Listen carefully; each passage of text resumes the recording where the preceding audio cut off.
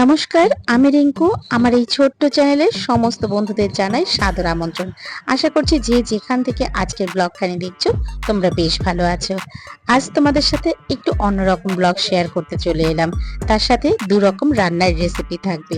চলো শুরু করি তাহলে আজকের ব্লগ।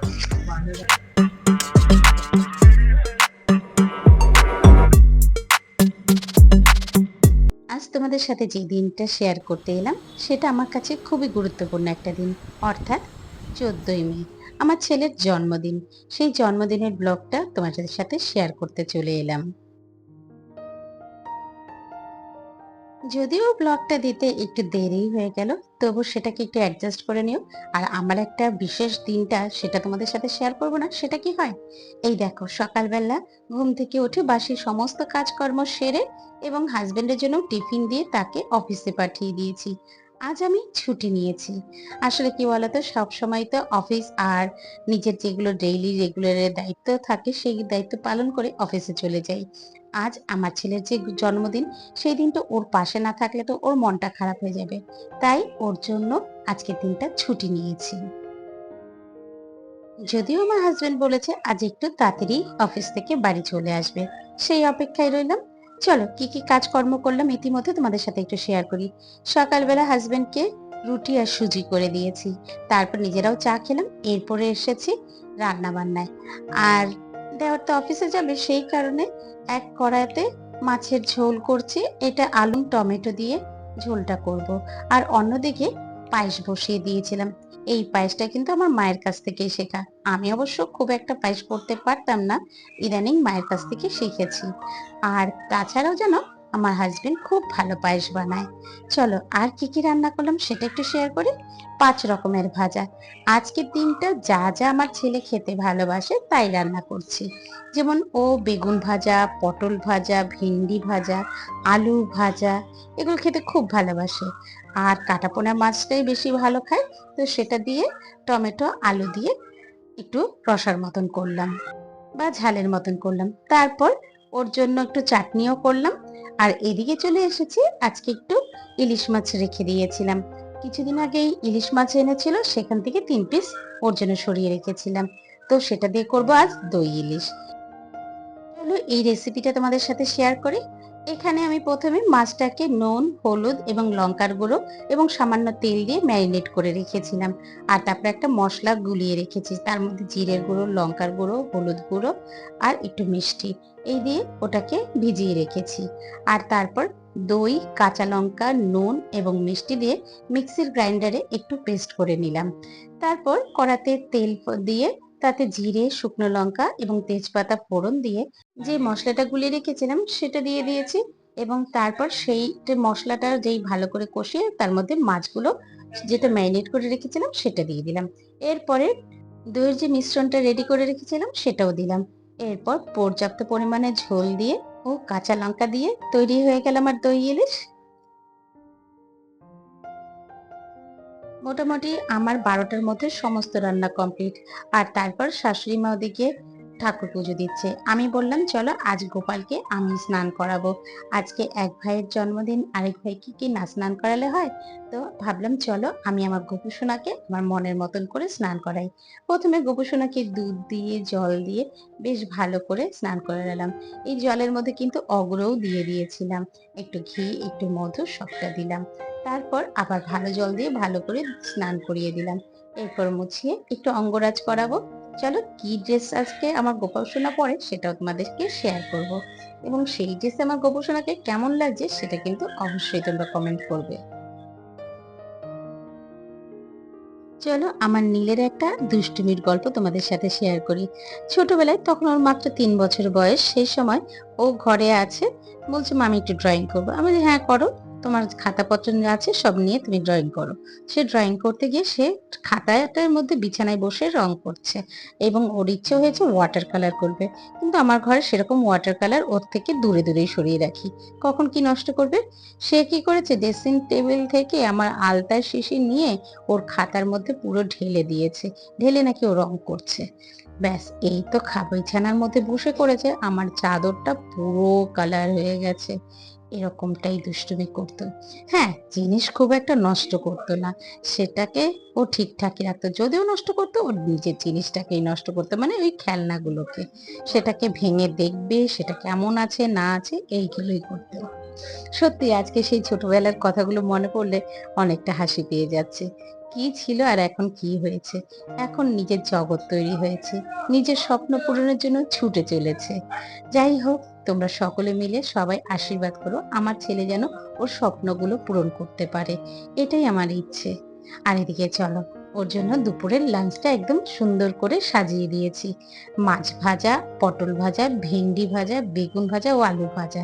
ওদিকে আছে দই ইলিশ আর কাটাপোনা মাছের একটু ঝালের মতন করেছি।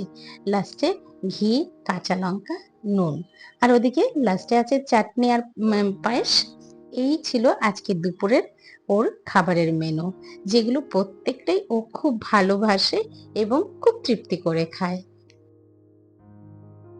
এই পর্যন্ত ভিডিও দেখে তোমাদের কোনো অংশ যদি ভালো লেগে থাকে, প্লিজ একটা লাইক কমেন্ট করে দিয়ে যেও। আর তুমি যদি আমার চ্যানেলের নতুন বন্ধু হয়ে থাকো, চাইলে আমার চ্যানেলটাকে সাবস্ক্রাইবও করতে পারো। আর অলরেডি যদি তুমি এই কাজটা করে রেখেছো, তোমাকে অসংখ্য ধন্যবাদ। খেয়েছিস? না খেয়ে হেবি? আচ্ছা, খা। এরপর দুপুরে খাওয়া দাওয়ার পর একটু রেস্ট নিলাম। আর জানো তো, সকালবেলা ঠিক করে রেখেছিলাম রাতে করব বিরিয়ানি, তাই চালটাকেও বিকেলবেলা ভিজিয়ে রেখেছি, মাংসটাকেও ম্যারিনেট করে পেঁয়াজ, আদা, রসুন সমস্ত কিছু কেটে একদম গুছিয়ে রেখেছি। তারপর বিকেলবেলা ননদ আর আমি মিলে চললাম আমার ছেলের জন্মদিনের কেকটা কিনতে। এই যে ননদ আর আমি বেরিয়েছিলাম। আজকে কেকটা নিয়েছি পান্নার থেকে। এখানের কেকটা কি যে ভালো সেটা মুখে ভাষা বোঝাতে পারবো না। চলো, এরপরে এসে ওরা ঘর গোছাচ্ছে আর আমি রান্না বসিয়ে দিয়েছি। দুপুরবেলা রান্না করার সময় চিকেনটাকে ম্যারিনেট করে রেখেছিলাম। তাতে দিয়েছিলাম টক দই, রসুন, আদা, কাঁচা লঙ্কা, গোলমরিচ এবং সামান্য লঙ্কার গুঁড়ো, এই দিয়ে মোটামুটি ম্যারিনেট করে রেখেছিলাম। তারপরে আগে তেল গরম করে তাতে পেঁয়াজটাকে ভালো করে ভেজে নিয়েছি বেরেস্তার মতন করে, এবং আলুটাকে সেদ্ধ করে সেটাকেও ভেজে করে নিয়েছি, ডিমকে সেদ্ধ করে ভেজে নিয়েছি। আর ওদিকে ভাতটাকে সেদ্ধ করার সময় সেই জলে একটু নুন দিয়েছি, একটু পাতিলেবু দিয়েছি আর দিয়েছি কিছুটা তেল। এই দিয়ে ভাতটাকে রান্না করে মাড় ঝরিয়ে আলাদা করে রেখেছি। এই মাড় ঝরানোর পর তাতে কিন্তু ভাতের মধ্যে আমি নুন এবং মিষ্টি পর্যাপ্ত পরিমাণে দিয়ে দিয়েছি, যাতে পরে আর না দিতে হয়। অন্যদিকে একটা বাটিতে দুধটা ঘন করে জাল দিয়ে তাতে একটু কেওড়া জল, মিঠা আতর, গোলাপ জল এবং একটু জাফরান দিয়ে ভিজিয়ে রেখেছিলাম। এবার মাংসটা রান্নার পালা। মাংসটা রান্না করলাম হচ্ছে কড়াতে তেল দিয়ে তাতে সাজিরে সামরিচ এবং গরম মশলা ফোড়ন দিলাম। তারপর ম্যারিনেট করা চিকেনটা দিয়ে দিলাম এবং ভালো করে কষানোর পর তাতে বিরিয়ানি মশলা একটা আলাদা করে রেডি করে রেখেছিলাম। আমি বিরিয়ানি মশলাটা বিভিন্ন রকম মশলা সেটাকে রোস্টেড করে আমি গুঁড়ো করে নেই। আর তারপর এখানে আমি একের পর এক লেয়ার সাজাচ্ছি।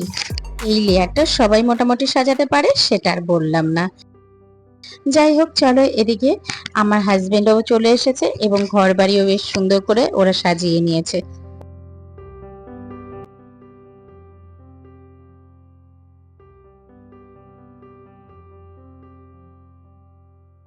তোমরা সকলে মিলে আমার ছেলেকে আশীর্বাদ করো, ও যেন নিজের জীবনে বেশ বড় হতে পারে, জীবনে যেন প্রতিটা কাজে সাফল্য পায়, নিজে সুস্থ থাকে, ভালো থাকে এবং সমস্ত বিপদ থেকে ভগবান যেন ওকে দূরে রাখে। তোমরা সবাই ওকে আশীর্বাদ করো, এটাই হলে আমার শান্তি পাবো। আজও ১৯ বছরে পা দিল। এই বয়সটা নতুন স্বপ্ন, নতুন দায়িত্ব আর নিজের পরিচয় গড়ে তোলার সময়।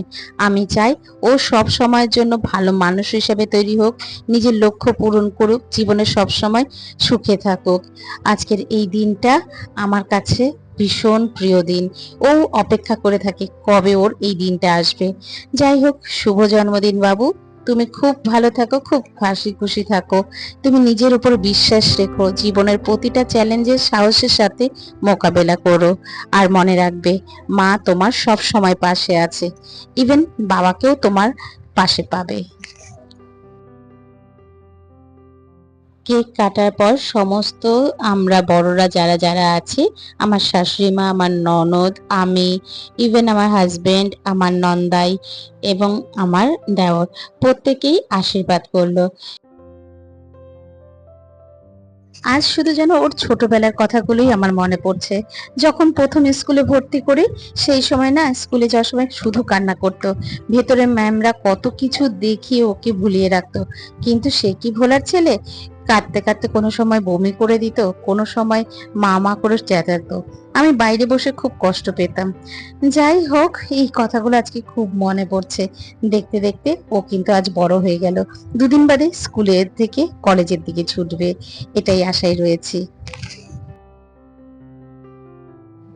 বাবা মা হিসেবে হয়তো সবসময় তোমার সব আবদার আমরা পূরণ করতে পারিনি, কিন্তু একটা জিনিস আমরা নিঃস্বার্থভাবে দিয়ে গেছি, সেটা হলো আমাদের ভালোবাসা। আমাদের ভালোবাসা দিয়ে তোমাকে গড়ে তোলার চেষ্টা করেছি। চলো যাই হোক, ইতিমধ্যে রান্না আমার কমপ্লিট, সবাইকে খেতে দিয়ে দিয়েছি। আগে দিয়েছি কেক এবং তার সাথে চিপস ছিল, আর এরপর রাতের ডিনার মানে বিরিয়ানি, স্যালাড এই ছিল, আর সাথে কোল্ড ড্রিঙ্কস ছিল।